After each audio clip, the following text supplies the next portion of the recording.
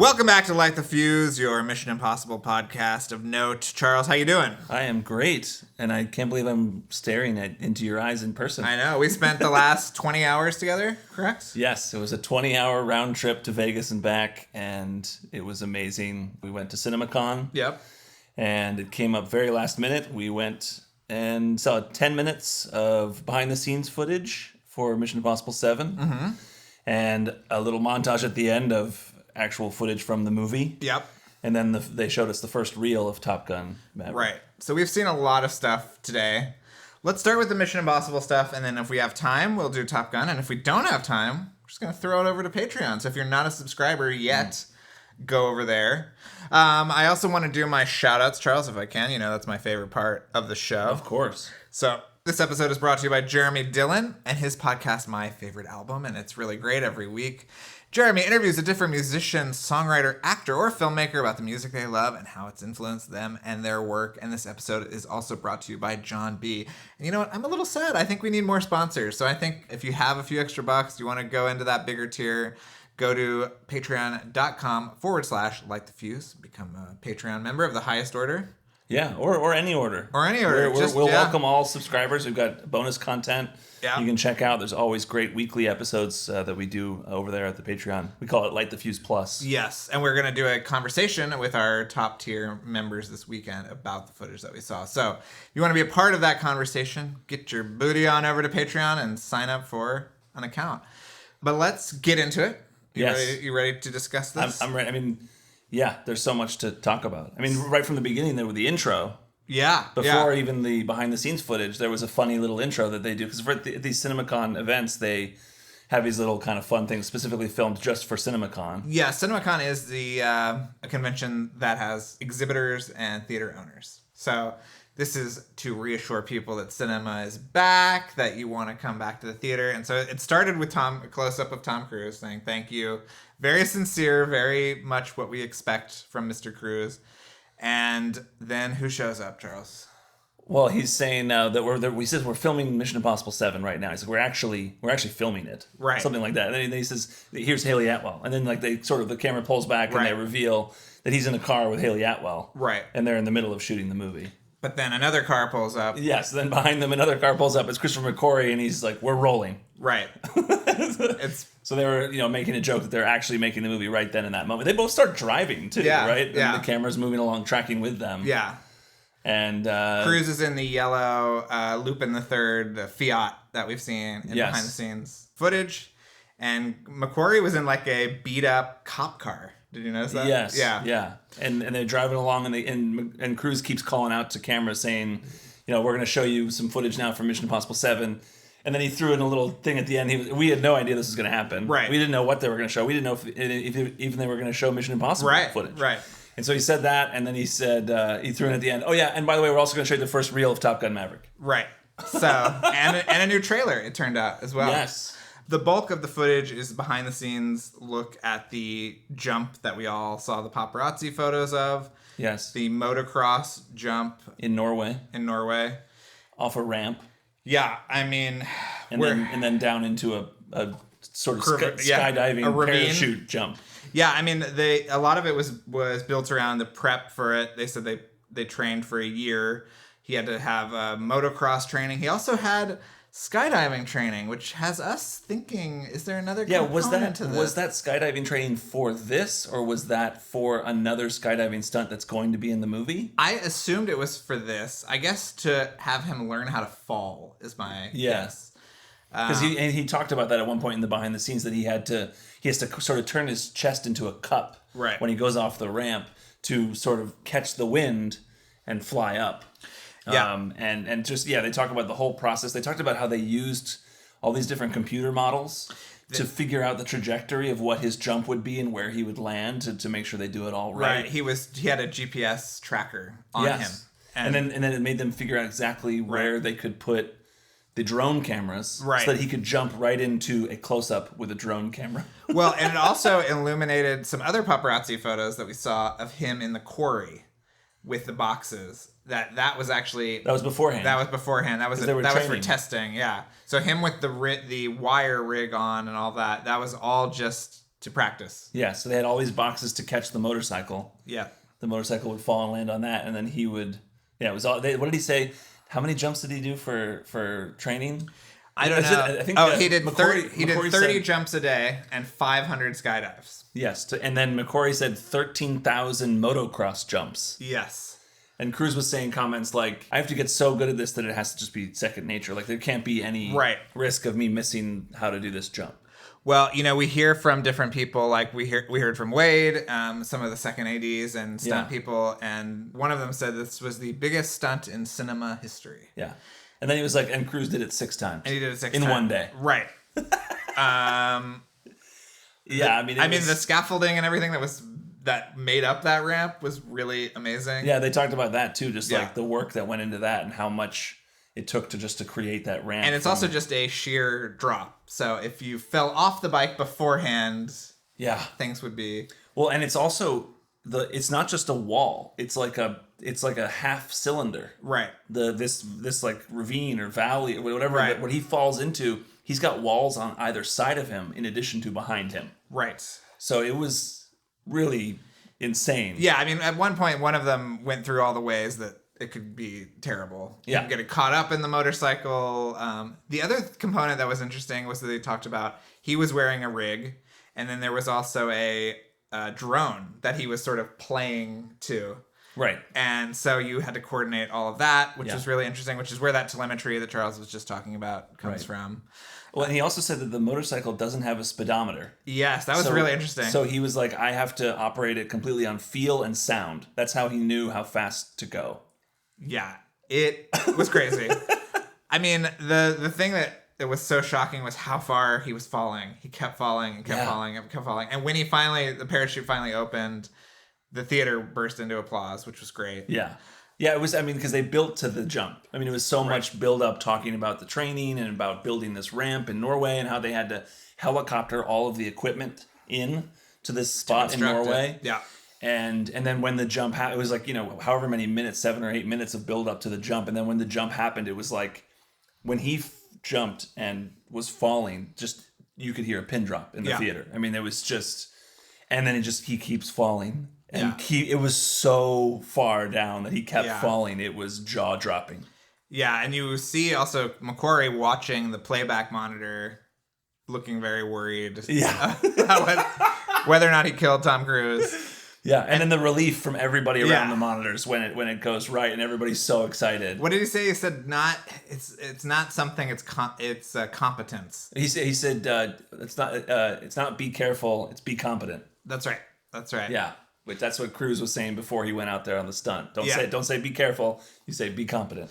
And as soon as he gets up, he's thanking everybody for their hard work, which I loved. And then he said, "You know what? I can hold onto the bike a little longer." And that was the first one. Yeah. So I did it 6 more times.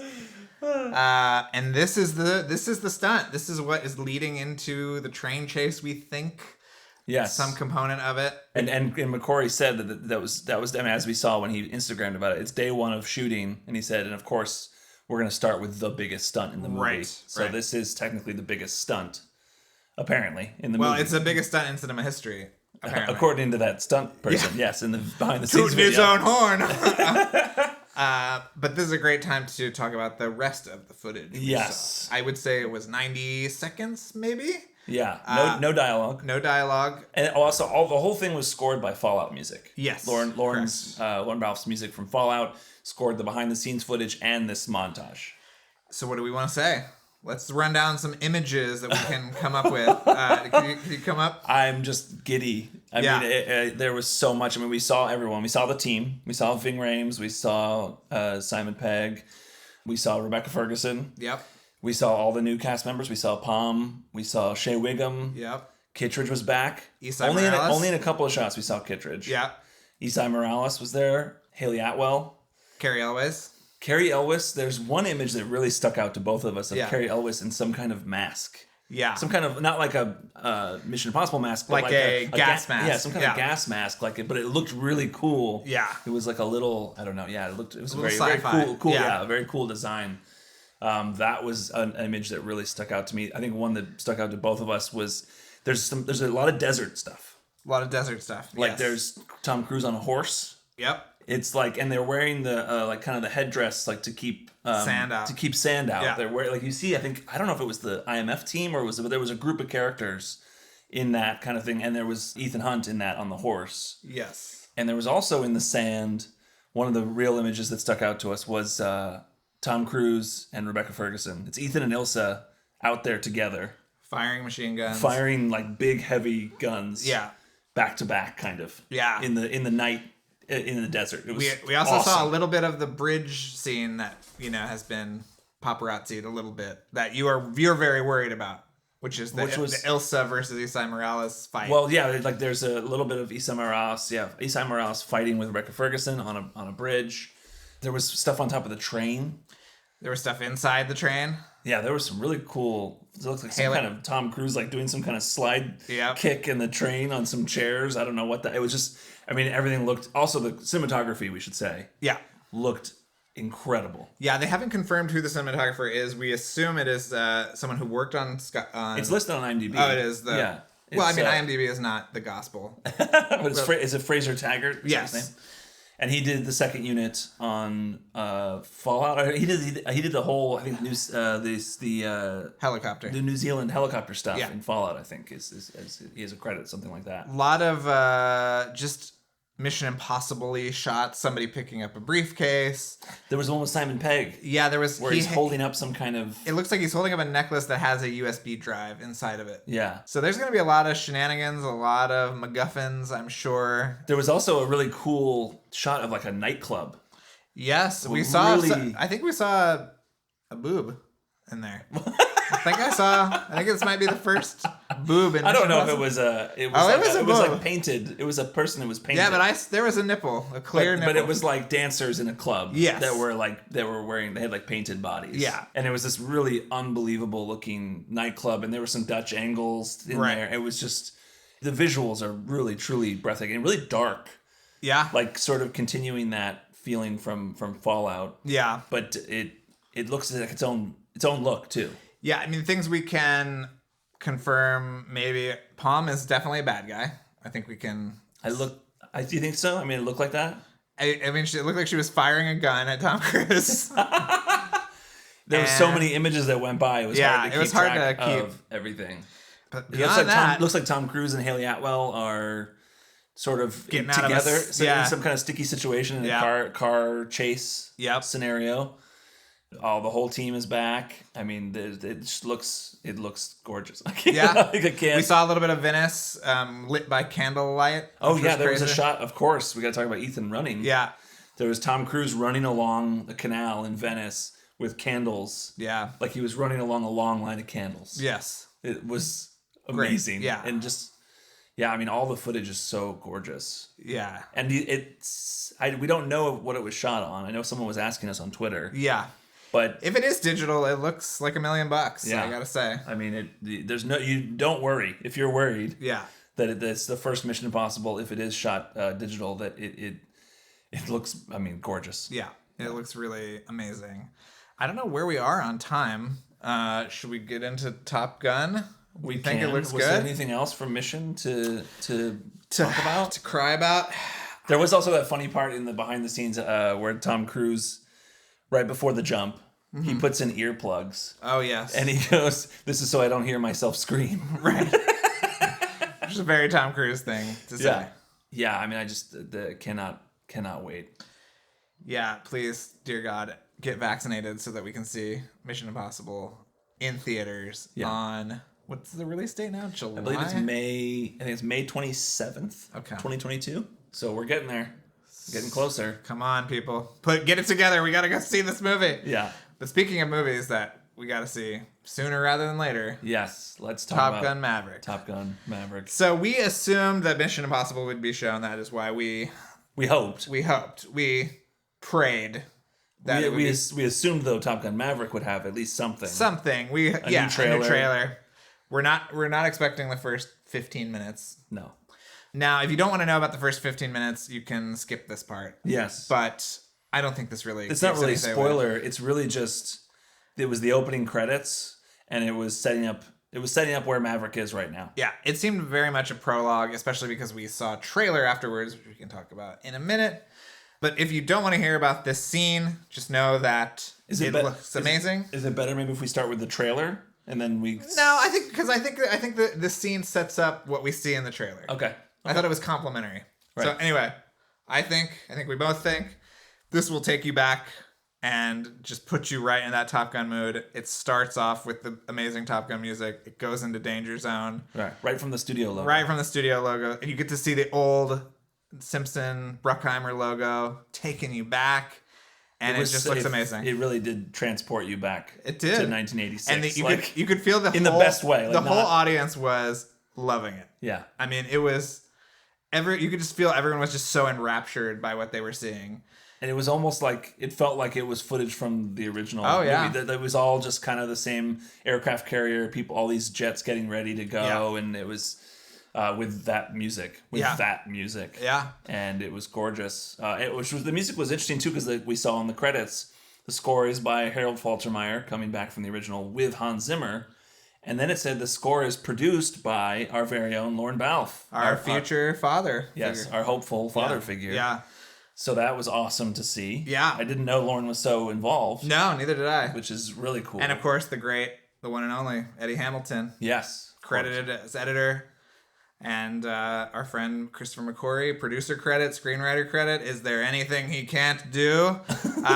So anyway, it sets up the movie well, and the rest of the footage just gets you right back into the Maverick state of mind and makes you really appreciate the artistry of Joe Kosinski, the great director, and everything that Tom Cruise brings to the character of Maverick in the world of Top Gun. Okay, there we go. That's our... Is that all we can say? That's our spoiler, but now we're going to talk about it. That's not even a spoiler. We didn't spoil anything. No, that's our spoiler-free version. Now we're going to go into it. Okay. Yeah, okay, that sounds good. Okay, so where is Maverick now? Where do we meet him in the year 2021? Or actually, it's set in 2019. Did you notice that? I didn't. Yeah. I mean, it was great. They had that great title card also to set up what the Top Gun program is, which I think was right out of the original movie as well. And you see Maverick, they give a nice slow introduction to Maverick kind of waking up and starting his day, getting on his motorcycle. Yeah. And they show these, it's just really great. A lot of callbacks to the first one. Yes. We see his jacket, we see his sunglasses, we see the award that Kelly McGillis gives him, the piece of shrapnel, and photos of a certain goose. Yes, of and course. His son, which is pointing towards things. Yes, they very heavily imply that Goose's son is played by Miles Teller. Yes, correct. And yeah, it just it's all, there's no dialogue or anything. It's just Maverick starting his day and getting on his motorcycle and heading to work. And then he's heading to this facility to they're testing, I guess, this. Well, the sign aircraft. Is very this is restricted. Yeah, trespassers will be shot, kind of Area 51 thing, and we see him in a hangar with some kind of experimental stealth ass ship. Looks like a Blackbird sort of, and a stealth bomber. And we see him when he's in his house. We see his calendar, and it says Mach 10, and the date circled. So right. This is the day or Mach 9. He's going to do this, and then he gets to the hangar, and they say, scrapped. Ed Harris is coming. They call Ed Harris the Drone Ranger. He's scrapping our program. The program's getting shut down because they haven't hit Mach 10. Mach 10. That's the goal, I guess. And he says, we were supposed to hit Mach 9 today. And they say, he's on his way. He's going to shut us down.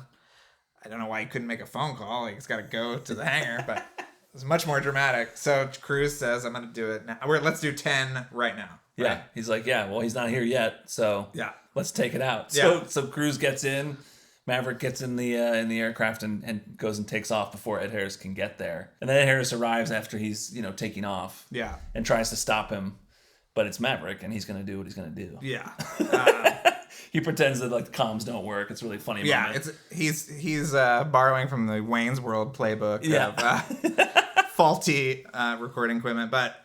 The footage of him in this plane, it's a lot of CG. This is not him in a plane at all. This is, more fantasy based, but it is beautifully shot by Claudio Miranda, one of our favorite cinematographers. Very cool, very Oblivion-ish, Yes. We were talking about that a little bit on the car ride back. He has this very Claudio Miranda, along with the director Joseph Kosinski. They have this great kind of graphic approach to it. It's they sort of sit back a little bit and have these nice wide shots that just look really gorgeous. Yeah, if it didn't sell you on a ticket to the theater, I mean, come on. This is going to be an IMAX experience. But, you know... And that stuff, the flying stuff, was thrilling. Yeah, it was amazing. It was as Maverick tries to hit Mach 10. Yes. A real nail biter. The suspense was real right from the start. I mean, it was just like... And he makes it. But this is the Maverick we know and love. Are we going to go into this part too? Say it. I think we're going to do it. I mean, this is a prologue at best. Yes. I mean, well, the best thing about it, I think, is that it really brings you right back into what the Maverick character is. Okay, so he reaches he reaches Mach 10, and it's this big deal, and they're all like, "Oh my God, he did it!" And then, he defied Ed Harris to do it, and Ed Harris is impressed. And right before he took off, one of the technician guys told him, like, "Okay, but we only need to go to 10. Yeah, don't go to 10.1 or 10.2. We just need 10." Yeah. And now once he hits 10, he's Maverick. He's going to push it. Yeah. So he keeps trying to push beyond 10. He gets to 10.1. 10.2, 10.3. Then the aircraft starts to melt. Yeah, there's some turbulence. Comms actually cut out completely, so the guys on the ground have no idea. And we see sort of like the SpaceX launches. There's this great shot from the ground that's just like the explosion in the whatever realm of atmosphere this plane is at. And so we don't know. Fades to black, comes up, cruises, shuffling along a dusty desert highway. Yeah. Goes into a diner. It's a diner full of people in the middle of like nowhere. He drinks a giant glass of water very slowly and with much comic timing. Then he asks, "Where am I?" And what does the little kid look up at him and say? Earth. He literally looks like he fell out of the sky. Yeah. He is burnt up. He's in his crazy suit. His hair is crazy. And it's Tom Cruise. I mean, he is a otherworldly presence. And I just thought that scene, I thought the whole thing was amazing. Yeah. It all worked so well. I mean, it from the beginning of the movie, it's nostalgia, but it doesn't feel like nostalgia overdone at all. No. And then it's a whole new thing. It's but it's the Maverick character is totally back. They reset you to know like exactly who this character is, and he's still that same guy. And after just a second, you're treated to a new trailer that is truly awesome. And I assume this will be the only thing that will become public in the coming days. It was graded for the MPAA. I think it might be with Shang-Chi. We'll see. That comes out on Friday. But wow. So it seems like after this incident, he is demoted or penalized or something into teaching at the Top Gun Academy, correct? Yes. From the trailer, that's what we can, I think, assume is that whether it's a punishment or whatever, he gets assigned the job of teaching the people at Top Gun Academy or whatever it's called. And that's where he encounters Miles Teller, who is Goose's son, who is not happy with Maverick because he's responsible for Goose dying, his Miles Teller's dad dying. Yes. And that's all in the trailer. Codename Payback. So there's going to be some drama. Yeah. The trailer looked amazing. I can't wait. I don't know what else can we say from the trailer. Well, it looks like they do get involved once again in some kind of real world, hijinks. But the footage looks amazing. A beautiful combination of real world stuff and just beautiful digital effects. Yeah. We saw John Hamm kind of giving him the business a little bit. Yeah. Oh, and they reveal in the trailer that Val Kilmer, the Iceman, who Val Kilmer played in the original, recommended Maverick for this job to teach at the Top Gun pilots. And so that's why he's here. And that's John Hamm says that. And he's like, I don't know why he would recommend you, but so Iceman is in some kind of authoritative position to do that. But we don't see Val Kilmer in the trailer other than one photo on the wall. Correct. But he has a credit in the movie we saw. Yes. I think he had the end credit. Yeah. And that got a big applause from everybody. Yeah. Which if you haven't seen the documentary, please watch that on Amazon Prime. It's great. Right. It's just called Val. Yeah. Yeah. So, yeah. Yeah. Amazing. Yeah. And then on top of that, on the way out, they gave us Top Gun Maverick T-shirts. We love it. We love it. I love a free shirt, especially when it's for a kick-ass movie. Yeah. I see that you're wearing a Mission Impossible Fallout shirt today. I got my promotional shirt. It's too hot on the way back. Had it buttoned up on. Try to look presentable, but I'm jealous of this Fallout shirt. That's a good one. Yeah. It's got Cruise hanging from the helicopter. A little silhouette. Yeah. That's Love good. it. So what else? Anything else from Top Gun Maverick we can say? Just that it looks like the most kick-ass movie of the year. Yeah. I mean, I think after we were walking out with a friend of yours, a critic, and you were saying, well, that's going to be in the top 10 of the year. Yeah, I mean, if that isn't one of the best movies of the year, I will eat my hat. Yeah, that's what you said, right? Yeah. It looks wonderful. Can't wait. Yeah. And we it was a really fun trip. We were glad we got to do it.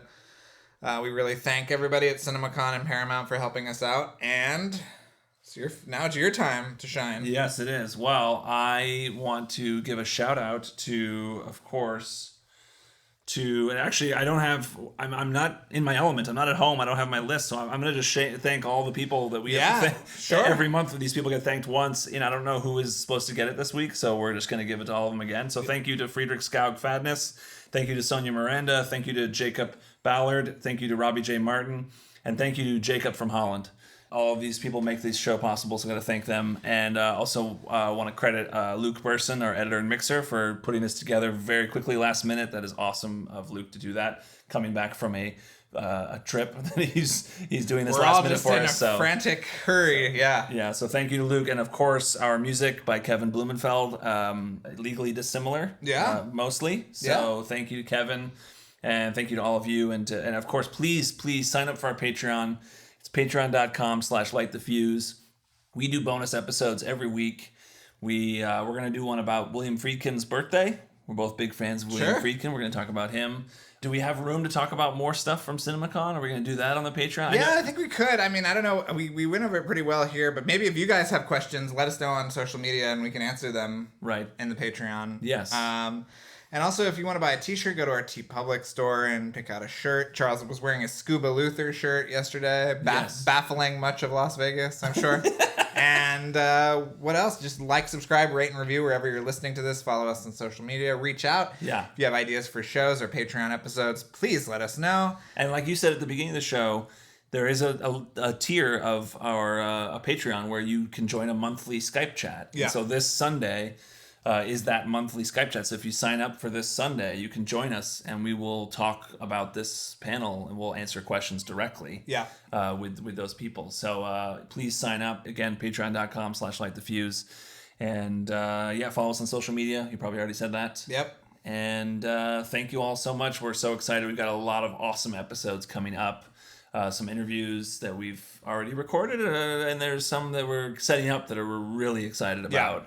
Some big names that we're very excited to be chasing right now. Yeah. And also the making of Rogue Nation, which has been a crazy amount of research that we've done to get that ready, and that will be a fun multiple part episode of tracking all the making of stuff, which of course there's a lot of material out there about the making of Rogue Nation. Yeah. And then we're going to be lighting that fuselage. So if you like this Top Gun content, consider this a prelude to many, many episodes that we will be doing towards the end of the year and beyond with everybody that was involved in Top Gun Maverick. I think this 15 minutes showed us that we are ready to dissect it endlessly with whoever we can. Yeah, absolutely.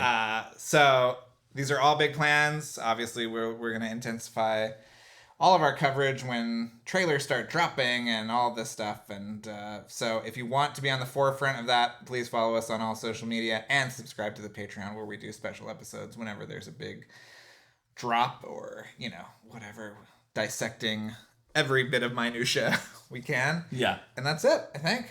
Yeah. So, Charles, thanks for hanging out with me for 20 hours. I know. We got to actually hang out in person for the first time in 18 months. We've been doing this remotely, so it was cool to actually go on an adventure. And what a fun trip. And what a fun thing to do. Yeah. So, yeah. So, thanks, guys, for coming along with us. And we'll be back next week. Who are we talking to next week? 'Cause somebody got bumped, right? Yes. So this week was going to be David Naylor. Okay. And so we bumped him a week. And so David Naylor produced all the behind-the-scenes footage for Mission Impossible 3. Oh, yeah. This is a fun one. Yeah, he did a lot. There's so many great special features for Mission Impossible 3 that came from the different versions. The Blu-ray release, the iTunes, and he produced all of those. They're all really great. I think so. He's got great stories about behind-the-scenes stuff, being there. He was there filming while they were filming the whole time. So definitely worth checking out. And of course, all our back catalog, if you're new to the show, We've talked to everybody: Brian De Palma, Christopher McQuarrie, Brad Bird, everybody, Robert Elswit, Paul Hurt. I mean, so many amazing people. So just check it out. Check it out. Yeah. Thank you all so much.